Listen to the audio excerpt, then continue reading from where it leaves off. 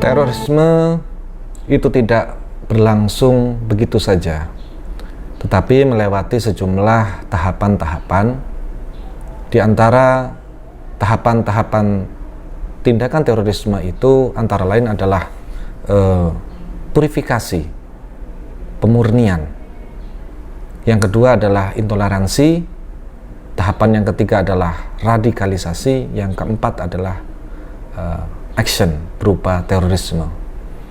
Jadi segala sesuatu tindakan terorisme, baik nanti yang mengarah pada perusakan atas nama agama hingga ditumpangi kepentingan politik berupa separatisme ataupun pemberontakan secara umum dalam suatu negara atau pencaplokan suatu negara, ini berjalan secara merangkak, bukan terjadi begitu saja dan menumpangi segala jenis ideologi yang bisa dimanfaatkan untuk kepentingan, keberhasilan, tujuan dari suatu kelompok tertentu. Tahapan yang pertama adalah purifikasi, yaitu pemurnian ajaran agama. Pemurnian di sini jangan sekali-kali Anda berpikir bahwa ini tindakannya sesungguhnya, tidak. Tetapi pemurnian yang dimaksud di sini adalah mengajak seluruh umat penganut agama manapun untuk kembali kepada kitabnya secara utuh, secara murni, melepaskan diri dari tafsiran para generasi terdahulu, melepaskan pendapat-pendapat para alim, para rahib, pendeta, agama-agama sebelumnya. Sehingga purifikasi ini ketika dilakukan oleh orang yang bodoh, dilakukan oleh orang yang awam, yang baru belajar agama, mereka akan melakukan tafsiran secara liberal, secara bebas terhadap teks-teks agama.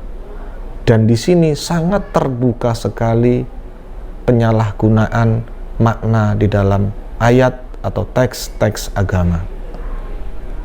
Di dalam Islam misalnya, ajaran purifikasi ini muncul di dalam propaganda, misal, marilah kita kembali kepada Al-Quran dan Sunnah. Bukan seperti yang dipahami oleh kebanyakan umat Islam hari ini, marilah kita berangkat dari Al-Quran dan Sunnah. Ingat, kembali dengan berangkat itu beda. Kalau kembali, itu hanya orang yang sudah pergi, yang tersesat. Jadi orang-orang yang selain pengajak itu dianggap tersesat. Yang kedua, kembali kepada Al-Quran dan Sunnah itu mengajak seseorang itu untuk memaknai Quran atau Sunnah meskipun dia tidak memiliki ilmu atau ilmu ala kadarnya. Berbeda dengan yang dipahami masyarakat selama ini, umat Islam mayoritas di dunia yang selamat hingga hari ini adalah berangkat dari Quran dan As-Sunnah. Karena berangkat, mereka membekali diri dengan ilmu, mereka menerima transmisi keilmuan, estafet keilmuan dari para ulama-ulama salaf terdahulu. Purifikasi ini kemudian dilanjutkan dengan tahap berikutnya, yaitu tabdi', yaitu pembid'ahan. Jadi segala sesuatu yang berbeda dari makna asal dari Quran dan Sunnah misalnya, itu dianggap bid'ah. Wa kullu bid'atin dolalah. Dan setiap halal yang baru di dalam agama itu dianggap bid'ah. Jadi ini sangat terkait sekali, purifikasi dan pembid'ahan, atau segala sesuatu yang ada di luar yang mereka pahami sebagai sesuatu yang ahlu neraka. Segala bid'ah masuk ke neraka.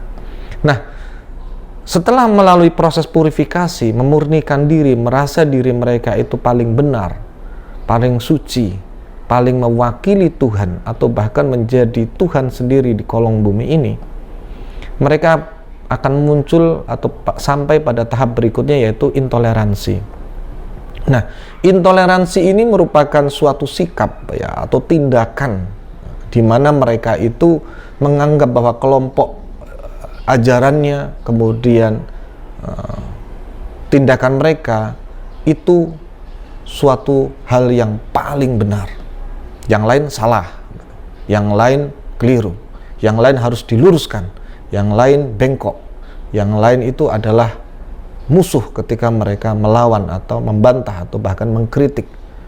Nah, Sikap intoleransi ini adalah lawan dari tenggang rasa, tepa selira, lawan dari toleransi, atau kita menerima kebenaran dari manapun selama itu tidak berbahaya bagi kemaslahatan umum.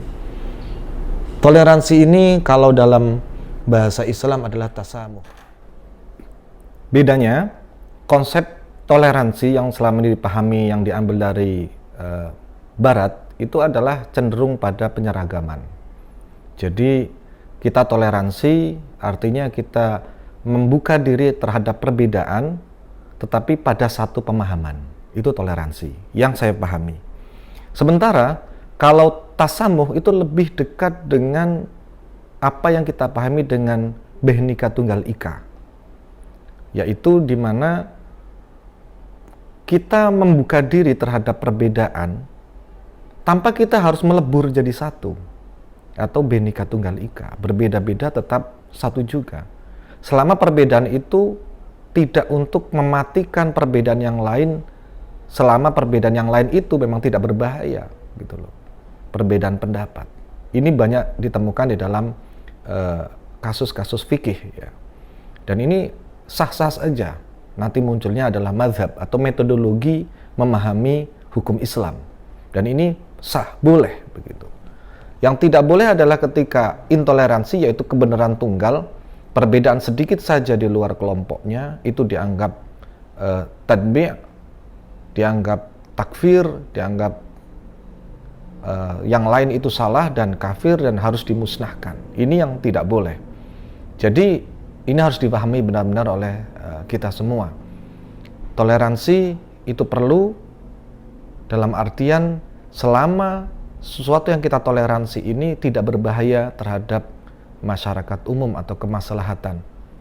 Maka apakah ada batasan toleransi? Tetap ada.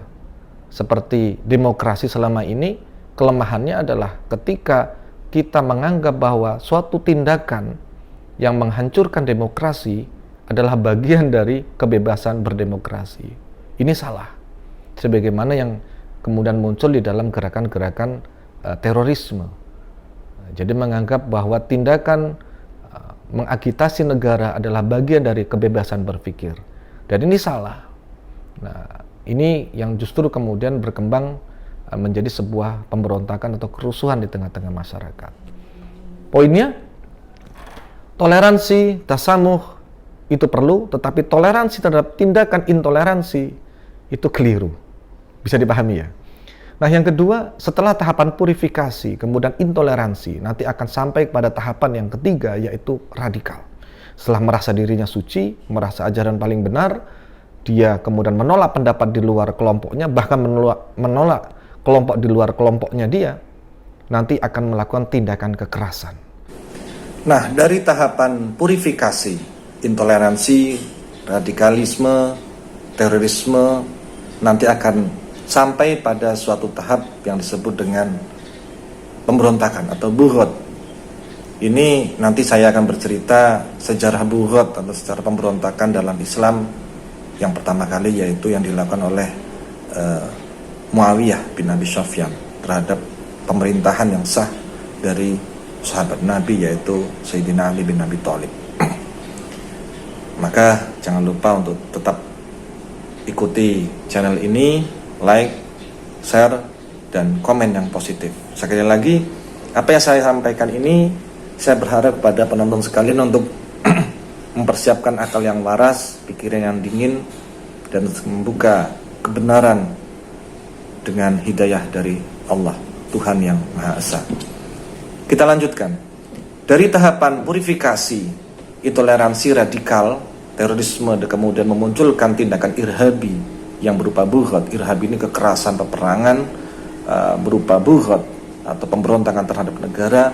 Ini pun tidak lahir atau tidak terjadi begitu saja. Peristiwa mulai dari purifikasi hingga pemberontakan atau bughod ini dilatar belakangi oleh beberapa hal. Yang pertama adalah kesalahan memahami atau menafsirkan ayat-ayat Al-Quran atau kitab suci.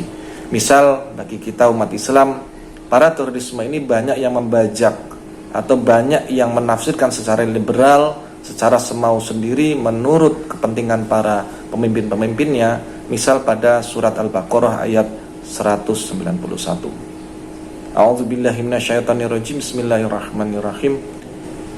Waqtuluhum haitsu saqiftumuhum wakhrijuhum min haitsu akhrujukum wal fitnatu asyaddu minal qatl wala tuqatiluhum indal masjidil harami hatta yuqatilukum fihi wa in qataluukum faqtuluhum kadzalika jazaa'ul kafirin. Dan bunuhlah mereka dimanapun mereka kalian temui, dan usirlah mereka dari mana mereka telah mengusir kamu, dan fitnah itu lebih kejam daripada pembunuhan. Dan janganlah kalian memerangi mereka ketika berada di Masjidil Haram, kecuali jika mereka memerangi kamu di tempat itu. Jika mereka memerangi kamu, maka perangilah mereka.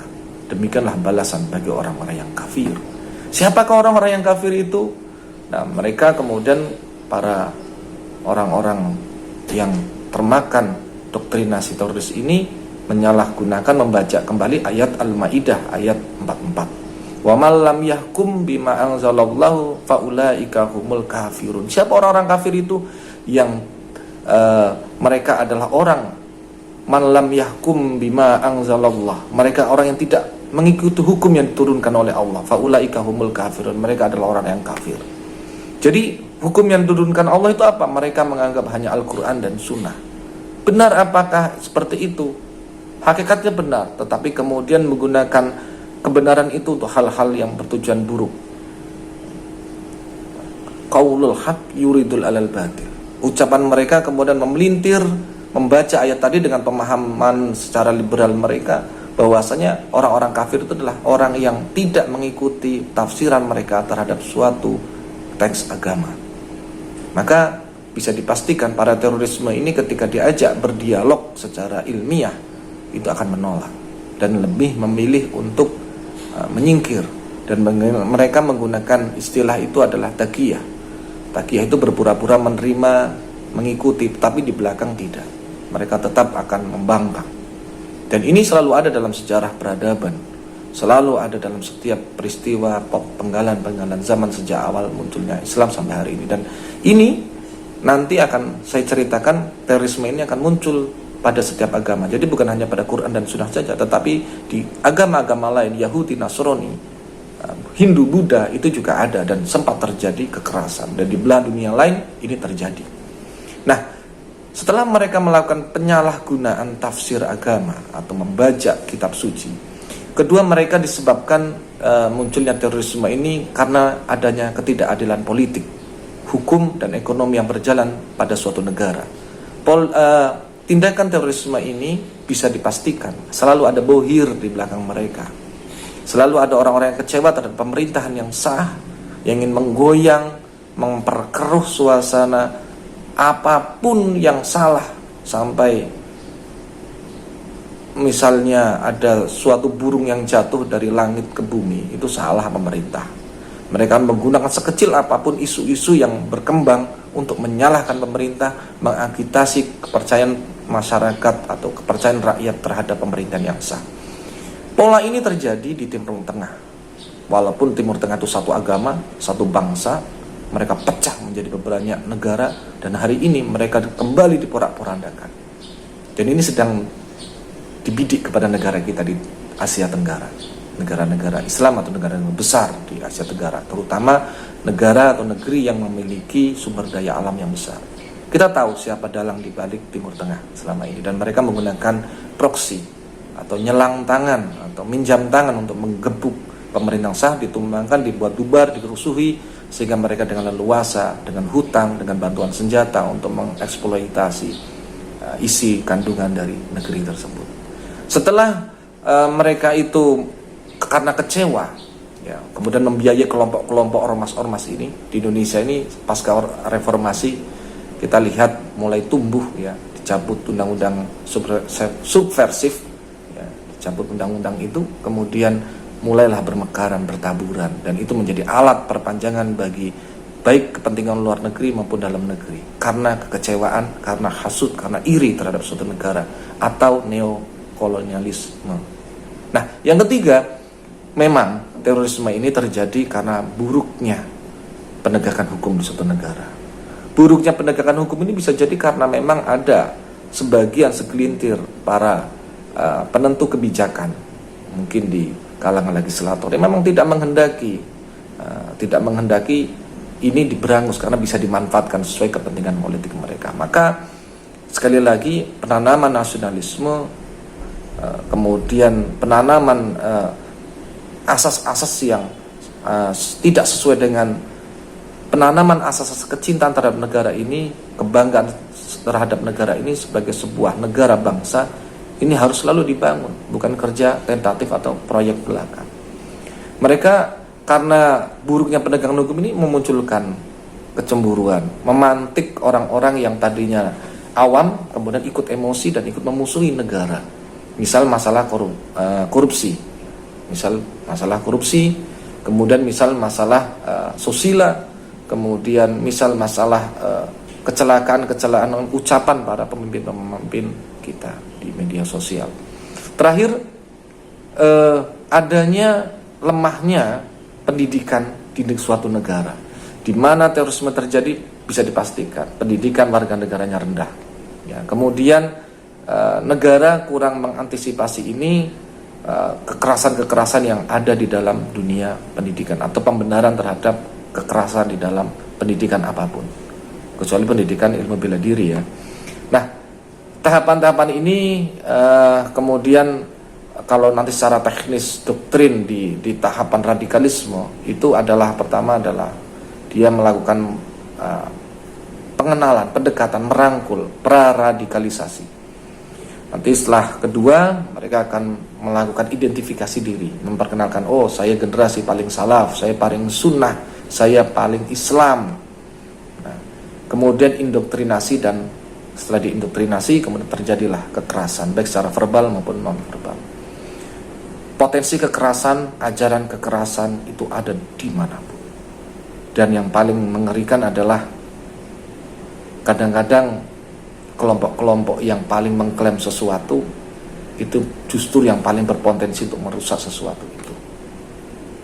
Yang bisa merusak Islam adalah melalui tangan umat Islam. Yang bisa merusak Pancasila adalah orang yang paling mengakui, mengklaim dirinya Pancasilais. Bukannya tidak mungkin. Maka sekali lagi, tetap berhati-hati, tetap mengetahui mana batasan. Ajaran agama itu sejalan dengan negara, apalagi Indonesia sebagai negara bangsa, Darussalam, bukan Darul Islam. Ini adalah negara yang diberkahi oleh para wali, negara yang diberkahi oleh para ulama.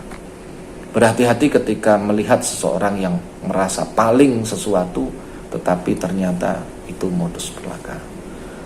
Demikianlah penyampaian saya tentang tahapan-tahapan terorisme, jenjang-jenjang bagaimana orang itu bisa menjadi seorang teroris, dan kita waspadai lingkungan kita, dan mari kita dukung pemerintah untuk membentuk aturan yang mengatur bahwasanya al-amanu qoblal iman, bahwa keamanan itu harus lebih didahulukan sebelum iman.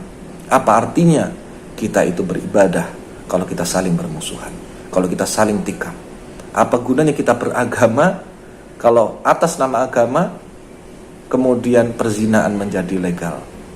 Apa artinya kalau misalnya atas nama agama korupsi menjadi legal? Kita tahu selama ini istilah-istilah agama, konsep-konsep agama dijadikan alat untuk pemuas kebutuhan, menjadi pemuas politik atau kekuasaan, menjadi pemuas untuk mengeruk harta kekayaan masyarakat yang lemah. Kita akan sambung lagi dengan terorisme di negara atau terorisme di dalam ajaran-ajaran agama lainnya. Selamat mengikuti, jangan lupa subscribe. Terima kasih. Wabillahi taufiq wal hidayah. Assalamualaikum warahmatullahi wabarakatuh.